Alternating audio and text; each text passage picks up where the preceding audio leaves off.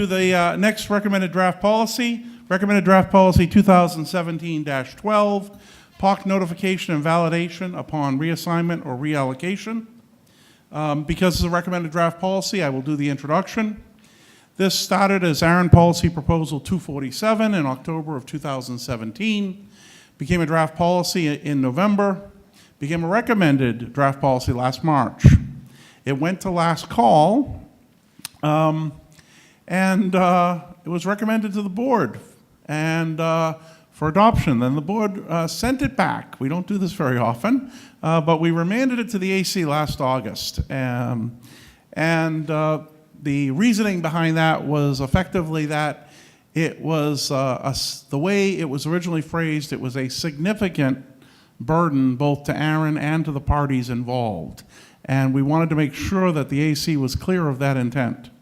The AC revised it last month, and so this policy in various forms have been presented at ARIN 41 and 42.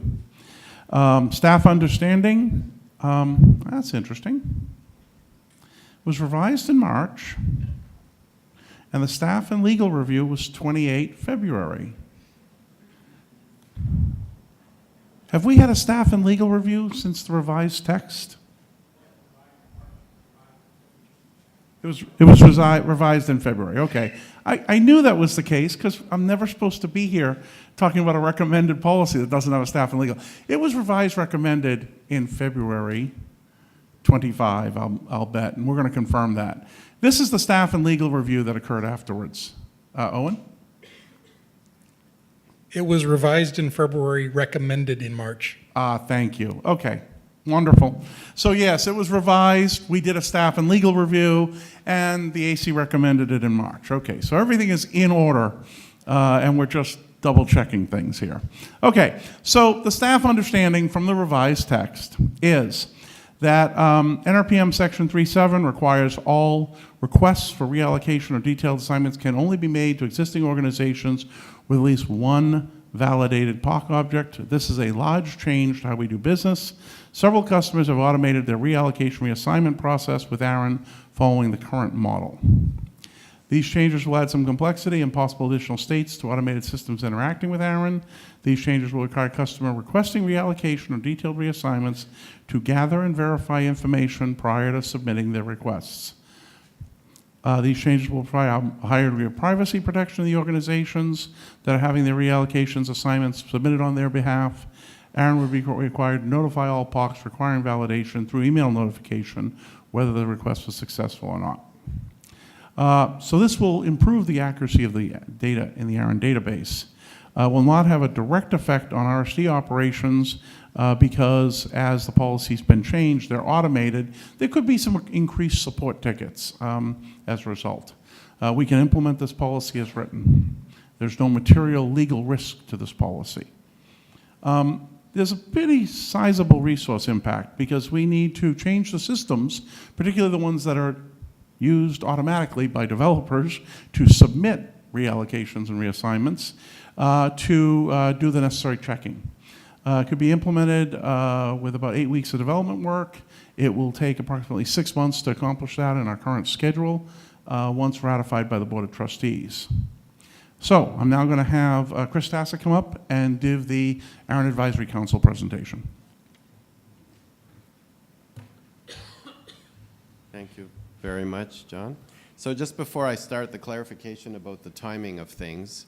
It was moved to recommended after the staff and legal, but the staff and legal itself recommended a very minor wording change.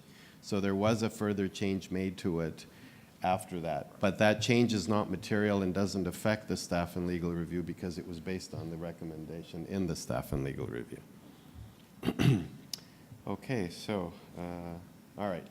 So here's the problem statement. I'm not going to read it, but basically the problem in a nutshell was that with these automated reassignments, you could end up with POCs being created relating to individuals who had no idea that they had POCs or even understood what ARIN is, and it would created a lot of spam for them potentially if there were multiple POCs associated with their email addresses, and also created issues around POC validation.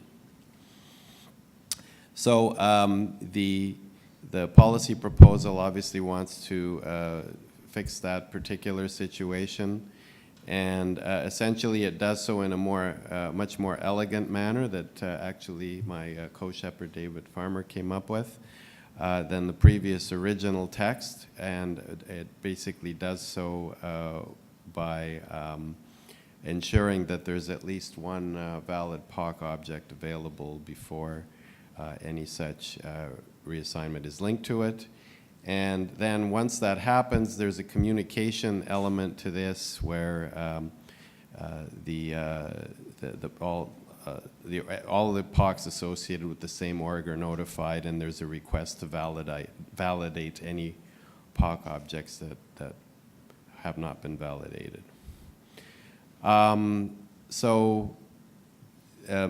John already went over the staff and legal, so I won't belabor that. And the relevant history here is that, as I said, David's rework and then our joint effort to finalize that wording, we think is a much simpler way to implement this than the original text, and obviously a lot cheaper and less intense for ARIN than the original proposal was. There's been very little said on PPML about this one way or the other since the language was revised more significantly. We think that probably means there is community support, but we would like to validate that today and ensure that such support does persist. The reason we think that is because people were not shy about weighing in and objecting to the original language. And the fact that things are so quiet now suggests to us that there is support, but we obviously want to make sure that persists before going ahead and taking this to last call. The other thing we want to make sure is that from an operational perspective, because there will still be some burden on those interacting with ARIN to implement this in their own automated systems, that they're not going to be tempted not to record reassignments and reallocations, which would obviously result in a less accurate registry. So we don't want this to have a perverse and unintended consequence. So those are a couple of the things that we would like you folks to consider and comment on. So yes, no news is sometimes good news, but the AC does appreciate feedback, even if it is just to say that you are in support. So hopefully we can fix the trend here from PPML. So those that would like to speak in favor, against this revised policy that's been taking a long and windy road, please approach a microphone. Yes, the long and windy road. Got to pay extra for that. Front microphone, please. Michael Castoval, Noralo. I want to speak in support of this policy because having up-to-date and accurate POC information is incredibly valuable when dealing with network DDoS attacks or bad traffic, of determining who owns a block, who to contact, and be able to help mitigate issues from point to point. So the WHOIS information is incredibly valuable, and more accuracy goes a long way. So, Okay. Thank you for that support. Others that would like to speak, please approach a microphone. Front microphone. Kevin Bloomberg, The Wire. I'm in support of the proposal in principle, but I have two hesitations.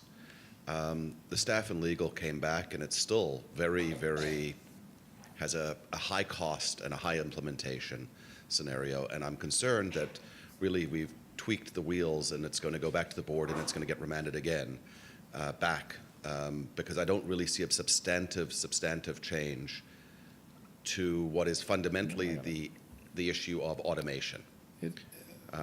So that was my first part, and John, if you want to answer I'm that, actually going to address it because I said, you know, it's not wasn't sent back by the board because it was too expensive. There was a lot of that was not the sole. There was concerns also just about the deployment and whether the operator community had fully engaged, because sometimes we've had policies where they weren't engaged. And to take a substantive effort, which was not something we're opposed to if the community wants, when we weren't sure it was fleshed out, would not be a good use. But now that the AC has taken extraordinary steps to flush that out, I I can't speak what the final, but, you know, 8 weeks does not, we've had policies have been higher implementation costs. I wasn't referring to expense in terms of dollar figure. I was referring to expense in terms of the cost to the community to fix their automation, the cost to ARIN to fix it's an overall, the human hours, the people hours, the conception, the concerns there. So that's what I meant by expense. And if that has been significantly I think lowered that's in something the this. AC will have to evaluate Right. and the board when it gets referred. Yeah, sir, please. So just so you know, in terms of the sort of extraordinary consultation that we did undertake after it was remanded to us, we actually went out to the operator community and we held sessions during the last NANOG to try and get input from operators as well on what would be acceptable to them and so on. So this is largely a product of that effort. Thank you, Chris. John? And as Paul, I don't know what the full board will do with this, but recognize that the original proposal, it wasn't clear that that engagement had happened, and now it's clear it has. Additionally, there's nothing wrong with us doing development work for what the community wants. That's why we're here and we do it all the time. The original proposal had a creative/innovative process for addressing organizations that couldn't be added and needed to be remanded that involved tickets and an RSD team. This process is a lot more straightforward. The combination of the outreach plus a straightforward process means this is a very different, even though it's still a lot of coding, it's a very different impact overall. Doesn't change the impact to the community who has to work with it, doesn't change the impact of the fact that there's coding to be done, but a lot of aspects of this have been resolved. You had Thank another comment, Kevin? Yeah, just to answer to Chris's question, I believe that this will lower the amount of detailed assignments people will move to simple. When there's that chance of, from an automation perspective, it makes no sense to do this when you can go to simple and they will make that determination, obviously, on their own company. So I do see us moving more towards simple. We should have been there in the first place. I absolutely support this because I'm tired of seeing my name or other people's names showing up on records when they shouldn't have in the first place. So this is addressing the real issue, which is that individuals don't have a way of getting themselves off of it. They need to be validated in the first place. But this is not going to improve, as was brought up earlier, accuracy, because we're going to see simple assignments without any information, which I think is actually more appropriate in this case, because what you would have gotten is bogus information as well. Thank you. Thank you for that comment, support. Front microphone still. David Farmer, University of Minnesota, ARIN AC. I would like to invite any ISPs that are making large amounts of detailed records to come up to the mic and please inform the community what you might do. I'm not going to name names because that's not appropriate. Yes, but please do not name names. yes, but please, if you're in the room or online, please make some comments. It's important that you do this. Thank you. Alternatively, also, feel free to catch at lunch. The AC is around all week, so. Excuse me. Front microphone. Please approach a microphone, too, if you wish to speak, because we'll have to close soon as we're again depleting speakers. Front microphone. Thank you. I have 3. Ooh. Okay. I may need those glasses. Brian Jones, my organization does not currently use automated reassignment methods. With that said, I support the policy as written. Valid contact information is very valuable to the community at large. Okay, then I have Jason Schiller, Google ASO AC. Can we clarify if ARIN will notify via email all POCs associated with the receiving organization, includes possibly optional all emails of ARIN online accounts linked to the org ID? Jason also says he supports it as written, and he would prefer greater support of unwitting POCs to set things straight, but this is much better than our current situation where these are discovered during annual resource review. So, John, the question from Jason there was, do the staff interpret that text that you would would you email all contacts on ARIN Online? Could you read his question one more time? All of the contacts associated with the organization. That's not the same as all the accounts. That's a different thing. Right, he says, can we clarify if ARIN will also notify via email all POCs associated with the receiving organizations, including all emails of ARIN online accounts linked to the org ID? If you have an ARIN Online account, which is tied to a POC, which is part of the organization, then the POC will get notified, and so you'll get that notification. It is possible if you had an ARIN Online account that's not a POC, and you wouldn't get notified. We're only notifying the POCs on the organization record. Okay, Jason, Perfect. let us know if that addresses your question. Was there one more you said? There's one more. Don Bedard, Microsoft. The challenge of the ISPs creating POCs automatically is a problem. I spend a lot of time where I get emails internally when this happens and we ask them to tell the ISPs what the correct contact information is. We have worked very hard and are still working on standardizing POC information with the RIRs. I support the proposal, but am concerned that the implementation will not happen. Okay. Did you want to address or no? So when they say implementation will not happen by whom, I guess is the question. Is it at their end, or is that the? I don't know. As soon as Don responds, I will come back to the microphone. Thank you. Okay, so we're going to close the microphones at the end of this comment with the exception of if the two remote participants want to address the questions we posed, we'll take those. But please approach a microphone quickly because we will close at the end of this comment. Jeff Anderson, Implex.net. I support this as written. I think anything we can do as a community to increase the accuracy of our data set, we should do. And we realize there's an impact to implement this, but I think it's worth doing. Thank you. Okay, the microphones are now closed with the exception of if there is. So Dawn responded and she said, by the ISP. Okay, thank you. And did Jason indicate he wanted to? No response. Okay. Well, Jason, obviously, if anybody does want to ask questions, you can get them during the lunch break, which is following this. So but thank you very much to the AC for their presentation, Chris. And I will now see that my, oh yes, my expert pollers are in position. Wasn't in the usual position, so that threw me off. So we'll now ask the same style question as the last one, as this is a recommended draft policy. First, those that are in favor of 2017-20 advancing as written, and those that are opposed. So if you are remotely participating, please vote now, or show your indication now. And if you're in the room, all those in favor of 2017-12 advancing as written, please raise your hand nice and high.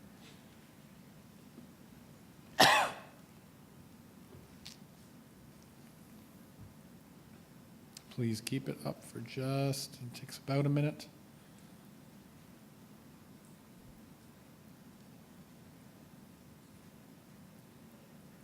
Please just keep it up, almost there.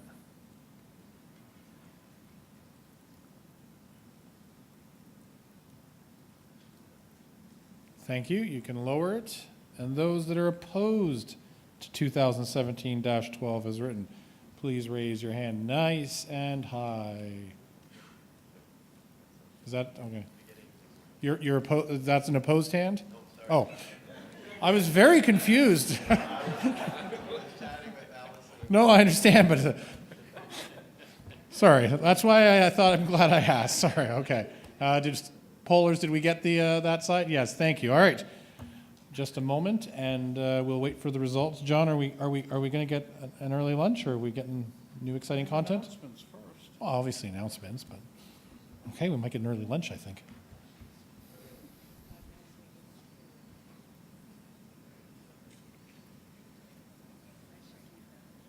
After very important announcements.